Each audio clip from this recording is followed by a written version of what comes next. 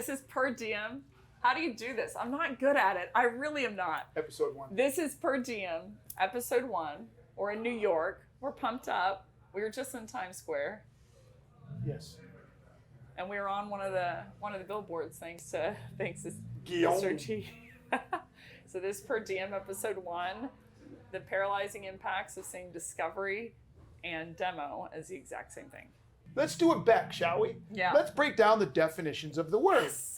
I love when people say they're going to do it back because it means it's going to be detailed and awesome. Oh, well, if that's the case, Okay. never mind. A discovery. No, let's start with demo. A demo is short for... Demolishing something. Oh, yeah, that's true. Oh, yeah, there's a metaphor. Oh, that's a... It's an anti-acronym? No, that's a chrononym. No, it's a... Yeah, wait. A contronym. A contronym. It's a contronym. Contronym. You've all learned a new word. Means opposite things. It's a word that can mean the exact opposite at the same time. So it means you're building up the vision of your product, and you're also demolishing your buyers. Well, not exactly, because demo is actually short to demonstrate something, not build up. But to show something and to tear something down. Yeah, those aren't opposites. But yeah, I like where you went. A contronym. She's all excited. I taught Becc that word. But no, so let's, in this case, demo is short for? Demonstration. Demonstration. So if it's short for demonstration, it means you're going to show something. Mm-hmm. And another word for show is tell. Mm-hmm. So that's demonstration. A discovery is, what's the definition of discovery? That you're going to discover, you're going to find something. To find something, to learn something, to find, to learn, right? So in order to do that, can you tell? You can never tell something you don't already know, can you? No. A discovery means you're going to learn something or find something, which means you need to ask questions and shut the fuck up and listen. Mm-hmm. So just simply from the pure definitions of the word, the mere fact that anybody is foolish enough to combine the two and think a demo is a discovery or a discovery is a demo doesn't understand the words. I think if you ask people, are they different, they would say, they would academically believe you and agree with you. They'd say, yes, they're different things. They're different motions, but they think they're within the same meaning, the exact same meaning that you can accomplish both. And when push comes to shove, they do see them as the same thing. Meaning they see them both as, this is the first meeting with my prospect, because really all I'm doing is asking a couple things of what you think you need and paying, and then I'm diving in. Mm-hmm. So the interesting thing is, and I know that you love history, but the first term for prospector was basically for the gold rush, when people were going to California and they saw value in going there for manifest destiny because they thought there was something underground that they had to dig for to find gold. And to me, that's what discovery is. You're going to a target area of a buyer that you think has, some kind of problem, and you're digging for that problem in the meeting. Mm-hmm. But the gold is what the problem actually is. Mm-hmm. The gold is not it makes no sense to be talking about product from front to end. Even if from the high level, I'm if you're just going to talk about product from front to end, why don't you just speed it up and do a high quality version with a product or solution engineer? Do a demo. Yeah. If you had to guess percentage-wise, how often do you see people confusing this the same thing? 99% of the time. 99% of the time. Look, most salespeople don't even understand what a good discovery looks like. And here's the worst part. Most leaders don't understand what a good discovery looks like. Nobody understands what a good discovery looks like. So what they end up doing is defaulting back to their product. What do you think most people are? Most people discover in the first meeting, and what do you think they should be discovering in the first meeting? Well, in most cases, the first thing you discover is some high-level pain, right? And it's usually around what I call technical problems, right? I can't do something, right? I can't get my camera to work. I can't. It takes too long to run reports. We can't get enough people to pick up the phone. Our cold calling doesn't work, or even worse. They don't even get that. They get, we need a new system. Yeah. We need better cold calling, we need a better CRM, that's what they get. They ask a bunch of questions we need this, we need this, we need this. And oh, great, that's the problem they need, and then they start selling to that shit. So you think it's basically just because the only thing that they uncover is pain and technical problem? Yeah. So what's the impact of that? Why is that bad? because they don't know if there's a real reason to actually buy. Like, I don't know what the problem is. Why do you need, why do you need a new system, right? Well, because our current one doesn't work. Well, what do you mean it doesn't work? How do you define not work? Yeah. Like, people don't understand that's not why we buy. We all default to the tool. We think the tool is what people want. No, I always say they don't want the tool. They want what the tool enables. And they want what the tool enables because what the tool enables, they're currently not getting now. And I used to say, if someone found a freaking I Dream a Genie, genie bottle in the ocean, they would never buy a car. They would never buy a software application. They'd never buy anything because you don't need to. You just say, hey, I want more revenue, and get more revenue. Hey, I want higher profitability. Genie, get me more profitability. No one ever say, Genie, please make me a software application that will get me more revenue. Totally. So like they want the outcome. yeah, they want the outcome. And so that's all the tool is. So if you're selling a tool and you don't understand the outcome, you don't understand why the outcome is not currently being attained, then how do you know that your tool is going to do it? Yeah. So, I think there's two sides to it of what's not currently being, like the reasoning behind what you're saying. The first side is to the seller, what they're leaving on the table. And the second side is for the buyer, like what the buyer is missing out on prospectively. So the seller, what they're missing out, when I hear you talk about like impact or root cause, or like basically the gap between the two, to me that's the information for the seller to understand what's the business value, or what's the justification for why someone buys, which is great for the seller. But I'm like, the whole other lion's share to me is what you're uncovering for the buyer. Yeah, it's the same thing. The buyer needs to know what they're buying.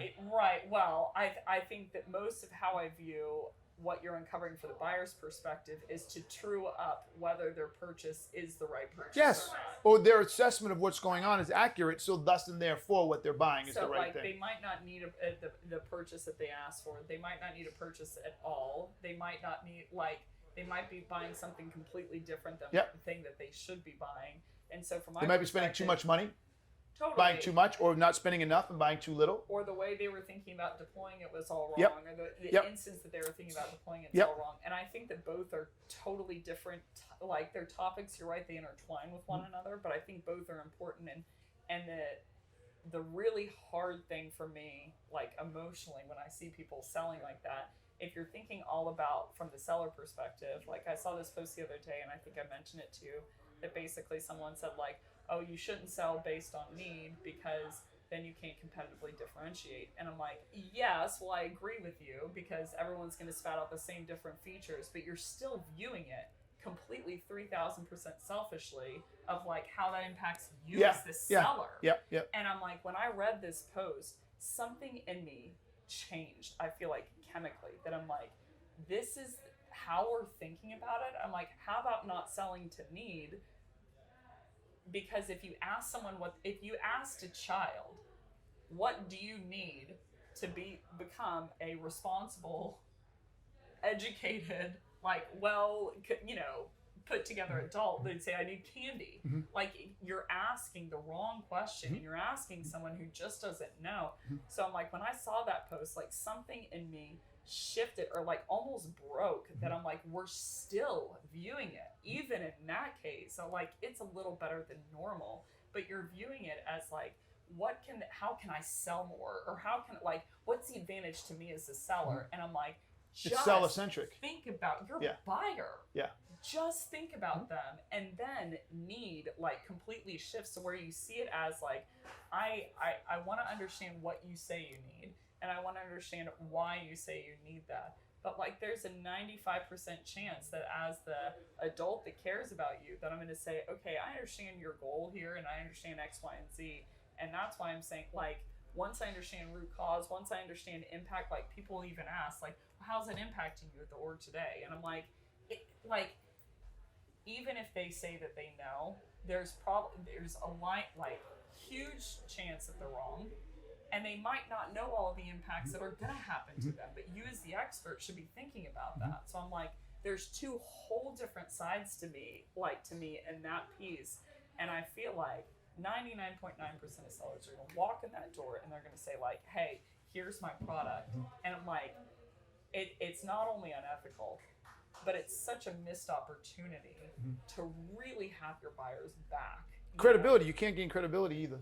100%. How am I supposed to gain credibility if I don't know something that you don't know?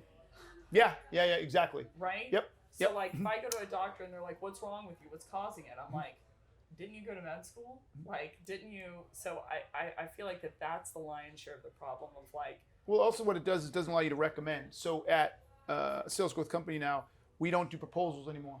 You don't. Nope. We do recommendations. Interesting. Yeah, we do recommendations. So what we do is once we have fully assessed the gap, problem, impact, root cause, desired outcome, all of that stuff, then we say, okay, based on what we've learned, this is our recommendation. What we do is we align those recommendations to the root causes. Because here's the problem, and these are the 6 things that are causing the problem, we recommend first this. This will address this root cause, then this will address this root cause, this, right? And it's just laid out in a very simple form that they can see, okay, I invest in this, it'll cause us fix this root cause. By fixing this root cause, the business problem goes away, and by business problem going away, the impact no longer affects us. So that's how we do it. But you can't, to your point, you cannot prescribe or recommend if you don't know the problem, nor do you know the root cause. You asked originally, some people find the root cause and they try to fix it. But if you try to fix the root cause, you don't understand the problem, then you don't know the benefit of fixing the root cause. Just because it takes me 6 hours to do a report, now it only takes me 2 hours, so what? What did I get for that? I don't know. Well, then you can't sell it. Well, it's like, and to your point, like the word problem is the set of conditions that you want to solve or solve for, right? So like technical problem, solving that doesn't necessarily mean if I'm like, hey, I want a new phone or whatever, and then you give me a new phone, that doesn't necessarily solve the business problem if it's an inappropriate root cause. Yes, exactly. Like, exactly. I feel like discovery is two-sided almost, of like, you're discovering things about your buyer, and if you do it correctly, the buyer is discovering things about themselves because you're discovering things about your buyer. You discover things about the buyer that the buyer already knows, and then you're discovering things about the buyer didn't know. And I'm asked time and time again, like, what's the type, what's the question, what's the technique, what's the blah, blah, blah. And Think. I'm like, there is no technique, man. I remember when we first started talking a year ago, you wanted to be able to build a list of questions. I kept saying, you can't do it. Oh, I can do it. Think you can do it. But I think the impetus cannot be like, you can't. What do I want to do to my buyer? Like, but the impetus is never. Like, but you cannot come up with questions unless you leave a lot of ellipses. Wow, that's a whole all other ellipses, all ellipses. So point being, I feel like our head is at 100% head's of up the our time in ass. sales is like, how do I convince this? No, how do I sell? How do I manipulate I should have paid attention, because I would wear my shirt that says, if you're selling when you're selling, you're not selling. Right. Yes, we got to get it. And here's one bonus clip for everybody. If your head is in sale mode, you can't properly diagnose.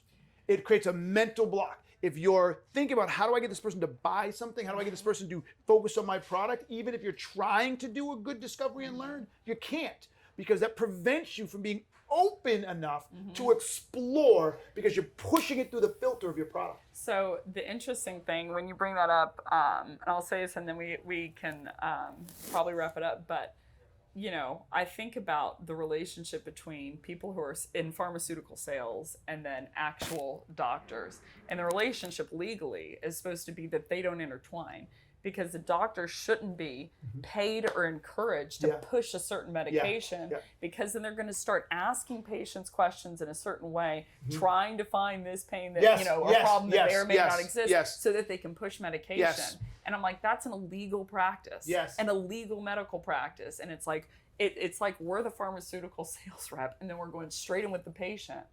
Like no even doctor like intermediate. And then we're just like bye. And like people ask like, what is the thing that I can make them feel? And I'm like, if you're thinking about how to make them feel or make them open up without the main driver of I've got to find out what the crap is wrong and solve for it. Properly assess. Totally. And properly. Because even if I sell this to them and it doesn't solve their problem, they're going to look back at me, as they should, of like, what did you just do to me? You put me in a worse off position than before. Like, talk great to customer example. success about I have to tell this story, and then I promise we can close out. My mom was a runner, a wonderful runner for 30 years. Ran the Boston Marathon in her 60s, had a low-key still as a six-pack, came in third in the Dallas White Rock Marathon. She went out running one day, and she qualified for the Boston. In her 60s, goes out running one day, and it snowing out. In Texas, we didn't have that, right? So she slips on some ice and kind of twists her knee a little bit. She goes into a doctor to see it afterwards, and he said, you need to do these 6 exercises for a month, and then you'll be totally fine. The exercises that he gave her Made it worse. not only made it worse, made it to where she can never run again.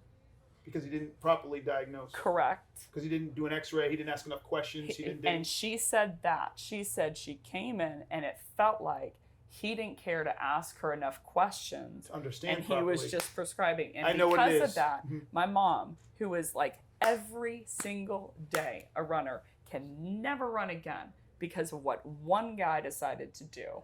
And I think it's a responsibility in sales to view our conversations in the same, like, the same level of aggression in terms of how meaningful they can be to the positive and the negative to our buyers. Of like, they come in with an opportunity, with a problem for us to change their world for the better.